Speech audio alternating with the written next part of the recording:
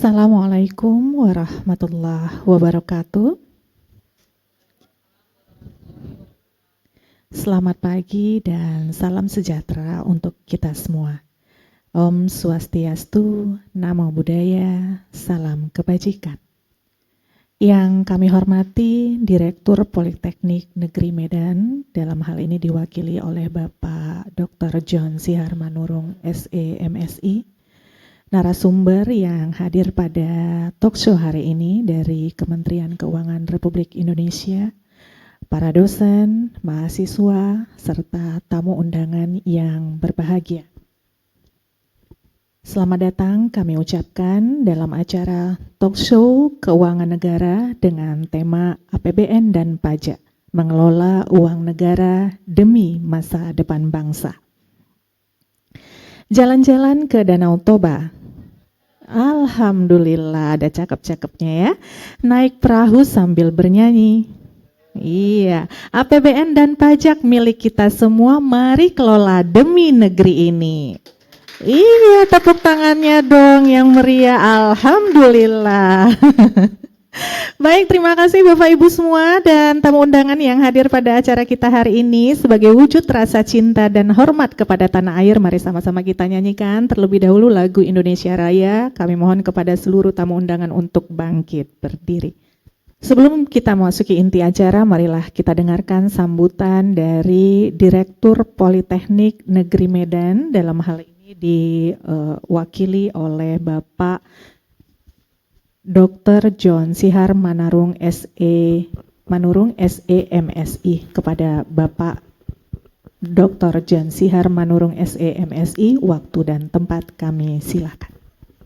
Yang kami hormati narasumber kami, yaitu Bapak Abdul Jusuf, Kabid PPA 2 dari Kanwil Ditjen Perbendaharaan Sumatera Utara. Kemudian Ibu Lucy Juliani, Kabid P2 Humas dari Kanwil Ditjen Pajak Sumut 1. Terima kasih dan selamat datang. Dan perkenalkan, saya Dr. John Siharmanurung, SE, MSI, sekaligus mewakili pimpinan Politeknik Negeri Medan. Mohon maaf, kami sampaikan bahwa beliau, pimpinan kami dan juga Pudir 1 ada tugas rapat yang memang segera harus diselesaikan oleh mereka. Oleh karena itu kami menyampaikan permohonan maaf karena beliau tidak bisa langsung hadir di sini. Bapak, Ibu dan sekalian, dan juga yang kami sayangi para mahasiswa, kita bersyukur dan berterima kasih karena memang kesempatan yang seperti ini adalah kesempatan yang sangat langka, dan saya kira ini adalah kami sambut baik dan bagus sekali karena memang ini berfungsi untuk pengembangan kapasitas mahasiswa dan juga dosen. Oleh karenanya kami tidak berhenti untuk mengucapkan banyak terima kasih karena memang dalam rangka membangun negara ini tidak cukup hanya institusi saja, tetapi dibutuhkan para stakeholder, di mana Ibu dan Bapak dari dunia industri, kemudian pemerintah juga berpartisipasi untuk memberikan hal yang terbaik yang bertujuan untuk pengembangan kapasitas daripada mahasiswa. Kami berharap di kesempatan yang akan datang bahwa event yang seperti ini tetap dapat kita laksanakan untuk berkesinambungan. Maka dengan demikian, kami sebagai institusi pendidikan akan lengkap pengetahuan kami jika juga para praktisi dapat memberikan masukan kepada kami. Demikian yang bisa kami sampaikan atas nama institusi dan pimpinan. Mohon maaf bila ada yang kurang berkenan. Dengan demikian, kegiatan atau talk show ini dapat kita laksanakan dengan baik dan kita buka dengan resmi. Terima kasih. Kami ucapkan kepada Bapak Dr. John Sihar Manurung SEMSI yang sudah mewakili pimpinan di Politeknik Negeri Medan untuk sambutan yang hangat dan penuh inspirasi. Semoga menjadi semangat bagi kita untuk terus peduli terhadap keuangan negara. Baik Bapak Ibu dan adik-adik mahasiswa serta seluruh tamu undangan yang hadir pada acara talk show hari ini, kini tiba saatnya kita masuk ke acara inti, yaitu talk show literasi keuangan negara dengan tema APBN dan pajak, mengelola uang negara demi masa depan bangsa. Pada sesi ini diharapkan kita akan sama-sama nanti memahami apa itu APBN, terus bagaimana peran strategisnya dalam pembangunan, dari mana saja sumber pendapatan negara, khususnya pajak, kemudian bagaimana pajak itu menjadi tulang punggung APBN untuk pendidikan, infrastruktur, dan kesejahteraan rakyat. Nah, untuk memandu jalannya talk show yang luar biasa ini, saat ini telah hadir moderator kita yang cantik jelita, ya, sesuai dengan namanya ya. Ini adik mahasiswa ya, bernama Angelia Purba, mahasiswa Politeknik Negeri Medan dari kelas BK 6C. Untuk itu kami persilahkan kepada adik kami Angelia Purba untuk memandu jalannya talk show pada hari ini. Silakan. Baik, selamat pagi dan salam sejahtera bagi kita semua.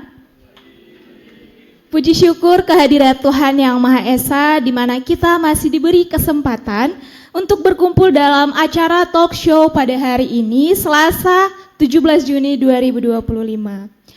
Yang terhormat Wakil Direktur 1 Politeknik Negeri Medan, Bapak Dr. John Sihar Manurung, SEMSI, yang saya hormati para dosen, staf akademik, serta rekan-rekan mahasiswa Politeknik Negeri Medan yang saya banggakan. Selamat datang dalam acara talk show kita hari ini dengan tema APBN dan Pajak, mengelola uang negara untuk masa depan bangsa. Tak kenal maka tak sayang, perkenalkan saya Angelia Purba, mahasiswa semester 6 di Politeknik Negeri Medan, jurusan akuntansi program studi keuangan dan perbankan, yang akan bertugas sebagai moderator pada acara hari ini. Baiklah, untuk itu hal-hal yang akan kita tunggu-tunggu, kita sangat beruntung pada hari ini karena kita telah kedatangan dua narasumber yang sangat luar biasa, yang akan membagikan wawasan dan pengalaman langsung dari dunia kerja pemerintahan, fiskal, dan perpajakan. Baik, untuk narasumber pertama kita yang sangat luar biasa, kami undang Bapak Dr. Abdul Yusuf, SST AK MPACA, untuk dapat hadir ke depan. Beliau adalah lulusan program Doktor Ilmu Ekonomi Konsentrasi Akuntansi dari Universitas Tadulako, Palu, yang diselesaikan pada Agustus 2023. Saat ini Bapak menjabat sebagai Kepala Bidang Pembinaan Anggaran 2 di Kantor Wilayah Direktorat Jenderal Perbendaharaan Provinsi Sumatera Utara. Dan yang kedua itu ada narasumber yang sangat luar biasa juga, kita undang maju ke depan, Ibu Lucy Yuliani. Beliau lulusan program Pasca Sarjana Magister Manajemen dari Universitas Indonesia, selesai pada Agustus 2007. Saat ini Ibu menjabat sebagai Kepala Bidang Pelayanan, Penyuluhan dan Hubungan Masyarakat di Kanwil Direktorat Jenderal Pajak Sumatera Utara 1. Izin ya Ibu. Baik, kita akan masuk ke acara talk show kita hari ini. Selamat pagi Bapak, Ibu, apa kabar? Selamat pagi Angel. Baik, terima kasih. Sebelumnya kita semua tahu dan pernah dengar apa itu APBN. Baik juga teman-teman mahasiswa, dosen juga sudah pernah kan mendengar apa itu APBN. Cuman yang kita dengar itu cuman sekilas, tapi di sini hari ini kita akan bahas tentang luas apa itu APBN dan berasal dari mana sih pembiayaan APBN tersebut. Baik, oleh karena itu kita sudah mulai bisa diskusi ya Bapak, Ibu. Jadi yang pertama kita akan bertanya nih kepada Bapak Abdul Yusuf. Beliau kan sudah memiliki banyak pengalaman dalam APBN dan pajak. Jadi Pak, di sini kami sudah menyediakan beberapa pertanyaan yang mungkin Bapak bisa menjawab, dan nanti juga ada sesi tanya jawab untuk teman-teman dan para dosen juga. Nah Pak, di sini kan ada beberapa pertanyaan nih Pak. Jadi yang seperti kita ketahui nih Pak, bahwa kan APBN 2025 ini kan memiliki peran strategis dalam mendukung visi Indonesia Emas 2045. Nah, jadi pertanyaan yang mau kami berikan itu Pak, apa saja sih Pak peran strategis APBN 2025 dalam mendukung visi Indonesia Emas 2045 nanti Pak? Mungkin boleh dijelaskan oleh Pak Yusuf. Baik, terima kasih Kak Angel ya.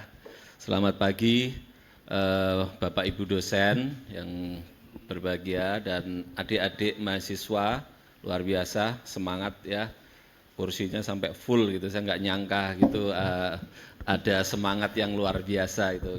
Pertama-tama kami apresiasi sekali atas kegiatan ini, Kak Angel dan hadirin semuanya. Mungkin saya perlu memperkenalkan sedikit sebelum saya ngomong, walaupun tadi udah disampaikan gitu ya.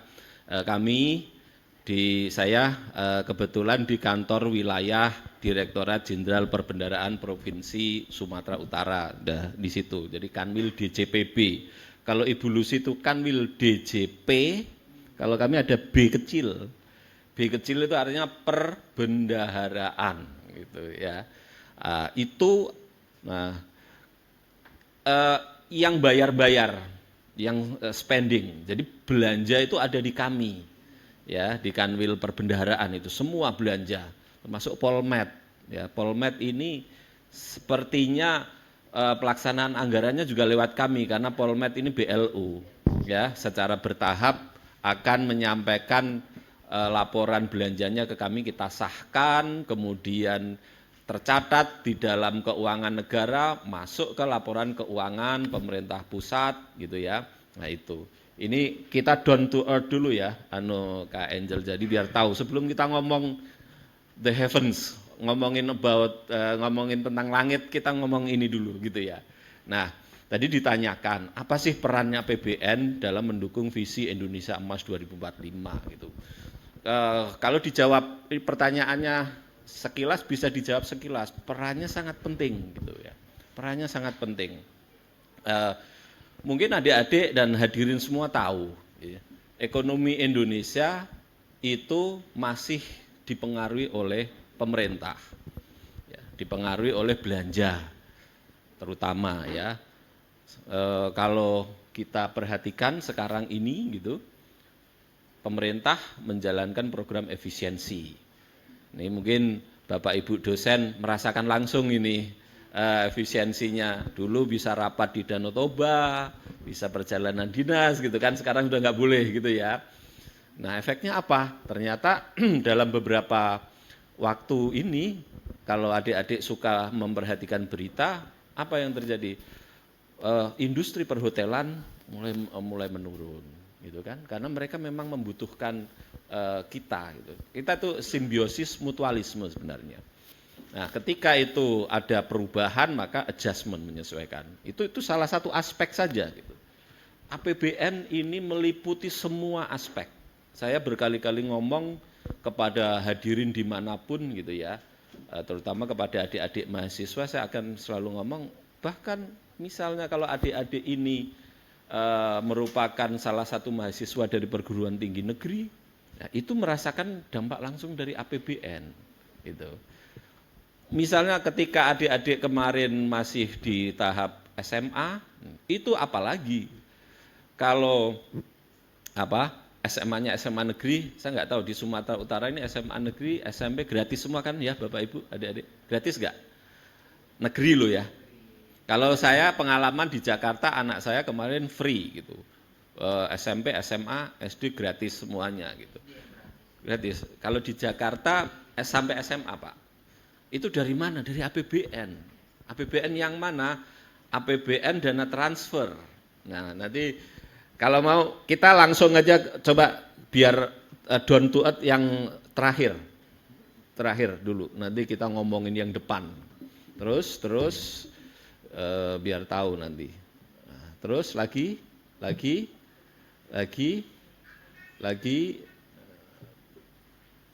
Ini yang versi panjang ya Bu, atau yang terakhir? Lagi.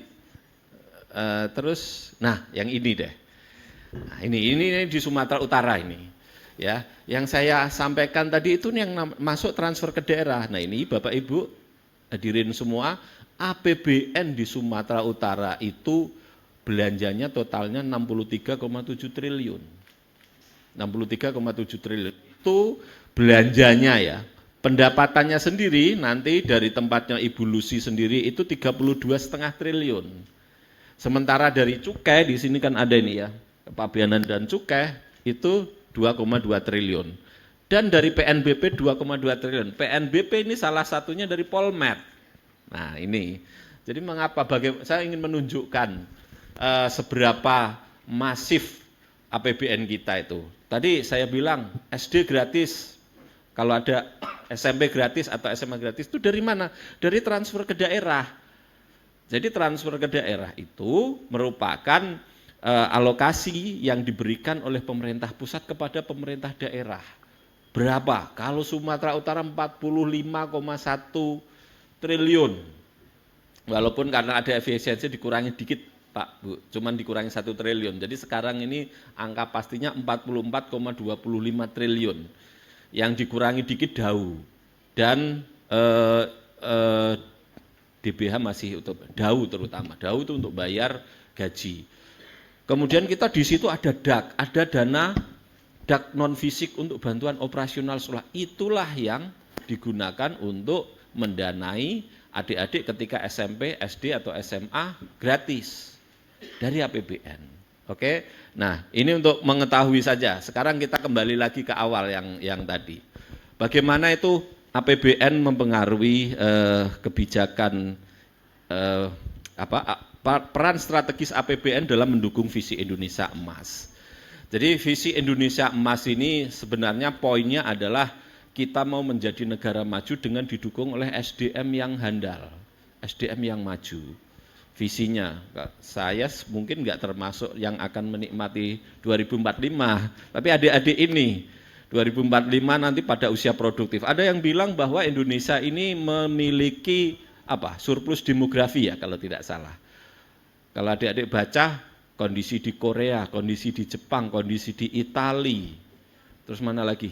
Singapura itu mengalami decaying population, ya. Demografi di mana yang banyak orang tua saja, dan kalau yang banyak itu orang tua maka itu beban akan bertambah. Kalau di kita ada konsep sandwich generation, ada yang pernah tahu apa itu sandwich generation? Mudah-mudahan adik-adik yang di sini tidak termasuk sandwich generation ya, yang dipencet dari atas ditekan generasi stroberi. Nah itu. Jadi bonus demografi inilah yang mendasari visi Indonesia Emas 2045 dengan asumsi SDM kita akan diperkuat. Ya, SDM diperkuat. Salah satunya, kita memiliki visi ke depan itu akan menjadi ekonomi terbesar kelima di dunia. Why not? Ya. Cina aja tahun 1970-an yang dimulai 70-an, tahun 90-an itu sama dengan kita, masih developing country. Sekarang aja bisa. Salah satunya kenapa? Ya karena memang SDM-nya. Ya kan? Kalau adik-adik lihat itu, saya suka tuh kadang melihat itu, mahasiswa di Cina itu belajarnya militan sekali, Spartan. Bahkan nggak hanya militan, di atas militan tuh Spartan. Adik-adik pernah dengar cerita Sparta nggak? Bangsa Sparta di Yunani kuno. Ada filmnya yang bagus, 300 gitu. Jadi mereka melawan pasukan Persia, 300 orang melawan 2000, menang. Artinya apa? Ada usaha yang sangat keras, belajar itu sampai sambil tidur, duduk gitu sambil tidur karena baca, nggak tahu ngantuk atau apa. Ya. Tapi kalau di Indonesia main TikTok sampai pagi. Nah itu, ini juga dalam rangka, walaupun ini sifatnya satir gitu, tapi ini quite influential gitu, sangat cukup berpengaruh, ya. Etos kerjanya itu sangat tinggi. Nah, ini nanti ke depan tahun 2045, nah, kita di APBN ini mendorong sebagai instrumen fiskal ini mendorong pertumbuhan ekonomi. Pertumbuhan ekonomi itu salah satunya didukung oleh SDM yang kuat dan handal. Makanya salah satu aspek di dalam pembangunan manusia ini bukan hanya IPM, tapi human capital. Kalau dilihat, apa itu bedanya human capital dengan IPM gitu. Nah, kalau human capital itu memasukkan variabel kesehatan dan pendidikan. Saya ada cerita yang menarik itu, kalau adik-adik suka, ada tuh buku judulnya Naked Economics. Penulisnya Charles Whelan. Itu buku ekonomi tapi ditulis tanpa grafik, tanpa tabel, tanpa angka. Ada dua sebenarnya, ada lagi bukunya Thomas Sowell, judulnya Basic Economics, itu juga bagus. Cuman kalau yang Charles Whelan ini lebih bagus. Nah, salah satu chapter di dalam buku itu bilang, what is human capital? Gitu. Jadi, human capital is ability of someone when you strip all of his wealth and you let him loose in the street, he will try to manage in no times to get all his fortune back. Jadi gampangannya gini, orang yang memiliki modal kapital atau human capital tinggi itu sama seperti Steve Jobs ataupun Bill Gates. Steve Jobs itu kan suatu kali pernah dia dipecat dari perusahaan yang didirikannya, Apple. Dia dipecat. CEO tiba-tiba dipecat. Apa yang dilakukan oleh Steve Jobs? Dia nggak nangis, dia nggak mengadu. Lelaki itu hanya diam, tiba-tiba dia muncul membuktikan. Kan gitu ya memesnya ya. Dia buat perusahaan baru dan lebih baik lagi. Gitu. Jadi itulah human capital. Ketika dia sudah dihilangkan dari berbagai privilege-nya yang ada, hartanya, uangnya, semuanya diambil. Tapi there is one thing remains in him. His mind, his ability, his thinking. Jadi ketika dia nggak ada lagi, dia dari nol dengan kemampuan innate ability, kemampuan bawaan dari pendidikan itu, dia mendirikan perusahaan. Makanya kan sekarang ini kalau adik-adik lihat, Donald Trump itu dia anti imigran yang low skill itu mereka human capitalnya rendah, gitu kan. Yang diharapkan itu orang-orang seperti Elon Musk. Elon Musk itu imigran ya, dia datang dari Afrika Selatan. Itu dia datang mempunyai entrepreneur skill, memiliki human capital tinggi, mendirikan Tesla, kemudian mengakuisisi Twitter menjadi X itu. Kita harapannya ke situ. Kalau realnya orang-orang yang bisa untuk mendirikan unicorn, perusahaan-perusahaan kecil baru itu. Dan adik-adik ini dengan kemampuan yang ada, didukung oleh APBN dari berbagai aspek itu bisa melakukan itu. Jadi itu Kak Angel, aduh jawabannya kok jadi panjang. Jadi APBN itu melingkupi semua sisi kehidupan kita, dari kita bangun tidur sampai mau tidur lagi. Dari mana itu? Listrik, kalau 200, kalau berapa? 900 watt. 900 ya, subsidi pemerintah APBN. Ya. Tengah malam lapar masak nasi, pakai gas melon, subsidi APBN. Ya, tujuannya apa? Biar adik-adik bisa sehat, ada lampu terang, bisa belajar lebih baik, bisa masak Indomie, saya nggak boleh sebut merek ya, bisa masak mie instan lebih sehat. Nah, subsidi listrik, subsidi gas, kemudian kita beli minuman ke warung terdekat pakai motor, isi Pertalite. Pertalite itu subsidi juga. Jadi itu sangat melingkupi semuanya. Nah, kalau dilihat tantangannya di sini ya. Kalau kita ngomong apa itu nomor satu SDM unggul, ya. SDM unggul. Karena without qualified human resource ya kita jadi ini. Ini ada satu cerita menarik juga ini ya terkait dengan SDM unggul ini, saya nggak perlu baca semuanya, nanti ngantuk ya kalau dibaca semua. SDM itu pentingnya inklusif juga gitu. Ada cerita gini dari buku yang sama yang saya baca. Kenapa negara-negara tertentu itu yang mendiskriminasi perempuan dalam bidang pekerjaan itu pertumbuhan ekonominya lebih rendah? Why? It's like you have a land, seperti Anda punya tanah 100 hektar atau 1 hektar, itu kalian hanya tanami separuh. Jadi hasilnya hanya separuh.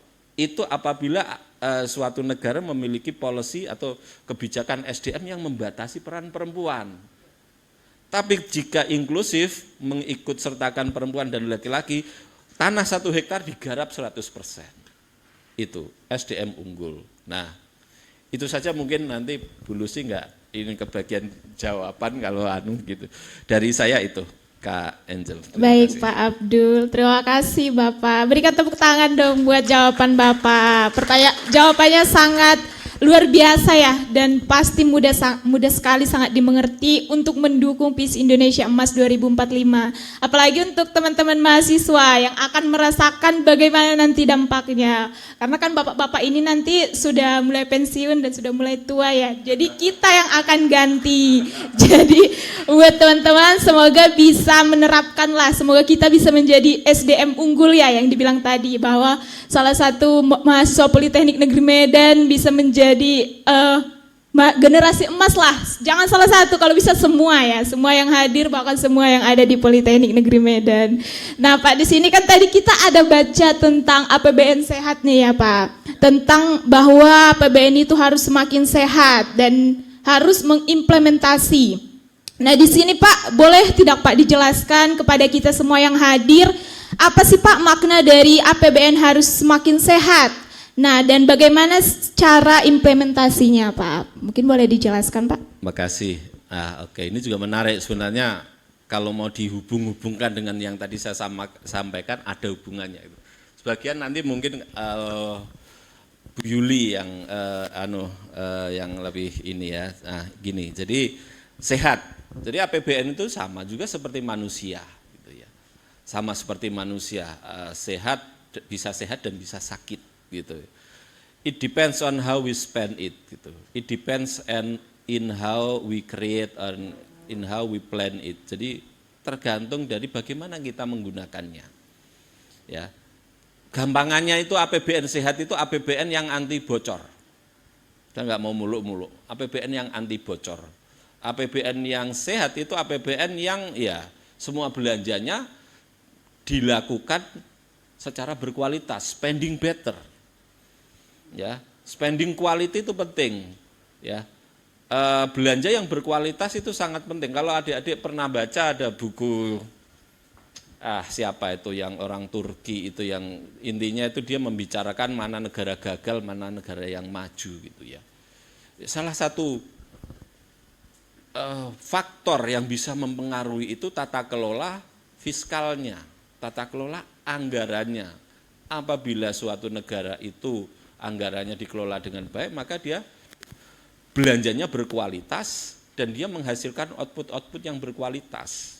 Ya, secara normatif saya sampaikan bahwa APBN yang semakin sehat itu artinya pengelolaan fiskal dilakukan secara berkelanjutan, defisit terkontrol, proporsi belanja lebih banyak untuk yang produktif, serta implementasi peningkatan tax ratio, efisiensi belanja, penguatan kualitas transfer, dan manajemen utang yang berhati-hati. Berkelanjutan, nah itu. Undang-Undang Keuangan Negara mematok defisit itu tidak boleh lebih dari 3% dari GDP. Ini adalah angka yang sangat konservatif. Kalau adik-adik perhatikan, hadirin perhatikan itu, bahkan Amerika itu utangnya atau defisitnya itu sudah mendekati GDP berapa puluh kali lipat gitu. Jepang itu kalau nggak salah Pak paling tinggi dia sampai 250% atau apa. Nah, ini berkelanjutan. Dulu ada retorika yang bilang bahwa kita tidak mau yang ngutang kita tapi yang bayar anak cucu kita. Itu adalah definisi dari sustainable, berkelanjutan. Oleh karena itu pemerintah dalam hal ini Kementerian Keuangan selalu memastikan kalau memang pemerintah harus melakukan pembiayaan, melakukan utang, kita lakukan dengan baik-baik. Enggak boleh lebih dari 3%. Saat ini aja masih di bawah 3% ya Ibu ya. Nah, dan juga utang yang kita lakukan itu adalah utang yang surat utang negara. Jadi kalau adik-adik punya uang lebih, bisa itu datang ke BRI, BNI, belilah SUN, beli ORI, surat utang negara atau obligasi retail. Itu apa? Duitnya dari adik-adik, nanti bunga yang diterima adalah untuk warga negara sendiri, itu jauh lebih sustainable. Artinya peredaran uang untuk Indonesia. Beda dengan kita pinjaman luar negeri. Nah itu ya, spending better ini penting. Kalau collecting more ini Ibu Lucy nanti yang ini. Bagaimana undang-undang HAPA dan lain-lain, tax ratio dan lain-lain. Jadi prinsipnya adalah belanja yang efektif, efisien, mendorong pertumbuhan dari kesejahteraan. Kita menghindarkan kebocoran. Nah, salah satu misalnya yang terbaru ini saya kasih bocoran the current policy issue. Adik-adik pernah dengar atau hadirin pernah dengar pembayaran tunjangan profesi guru TPG? Ya, saat ini sudah 800 miliar untuk di Sumatera Utara. Jadi ada 3, tunjangan profesi guru, tunjangan khusus guru, dan tamsil, tambahan penghasilan. Ya, total itu hampir 3 triliunan dan kita udah bayar 800 miliar. Itu kita lakukan pembayaran secara langsung. Uangnya dari kas negara langsung ke para guru itu. It save a lot of time. Jadi motong banyak birokrasi. Nah itu sifatnya transfer payment. Nah untuk yang lain pun kita gitu, kita hindarkan kebocoran. Untuk konsep spending better ini ada yang istilahnya value for money. Value for money itu adalah what you pay is what you got. Ada harga, ada apa? Kalau orang Jawa bilang ono rego ono rupa. Kalau ada harga, ada kualitas. Nah itu, dikasih anggaran 1 miliar untuk bangun jalan, sekian meter, sekian kilometer lah misalnya. Harapannya adalah hot mix-nya kualitas terbaik, kerikilnya kualitas terbaik, macam-macam. 1 miliar itu harusnya dapat itu. Kualitasnya dari mana? Mulus, 5 tahun baru bolong-bolong. Seharusnya itu, tapi yang spending not better atau bad spending apa? Kita kasih 1 miliar, ternyata sunat sana sunat sini tinggal 250 juta. Itu memesnya kayak di Afrika itu adik-adik pernah lihat gak di Instagram? Saya suka Instagram tapi saya nggak suka TikTok. Jadi ada kontraktor dia bawa koper isinya duit proyek, ya kan? Orang Afrika, gubernur ambil, anggota DPR ambil. Jadi setumpuk itu tinggal 1, akhirnya dia pas difoto, taruh, terus dikasih di pilox itu, jalannya di pilox biar kayak itu. That is bad spending in extreme way gitu. Ya, itulah belanja yang buruk dalam tingkat yang ekstrim. Does it happen in Indonesia? It is to some extent. Memang terjadi, itu yang ini. Ya, spending better. Spending better, bangunan kampus dibangun untuk ketahanan 100 tahun. Salah satu spending better itu Masjid Istiqlal. Terus apa lagi? Itu yang di Palembang itu jembatan apa itu? Ampera. Itu dirancang untuk ratusan tahun itu. That is spending quality. Yang not spending quality apa? Kalau adik-adik baca, gedung sekolah baru dibangun 3 bulan, gentengnya udah rontok, temboknya udah pada retak. That is not spending better. Dan banyak lagi yang lainnya. Ya, mungkin itu, Dek. Makasih. Baik Bapak, terima kasih buat jawabannya Bapak. Sangat menarik sekali ya jawabannya. Tentang APBN harus semakin sehat. Ternyata bukan cuma manusia yang harus sehat ya, tetapi APBN juga harus semakin sehat sesuai dengan yang Bapak jelaskan tadi.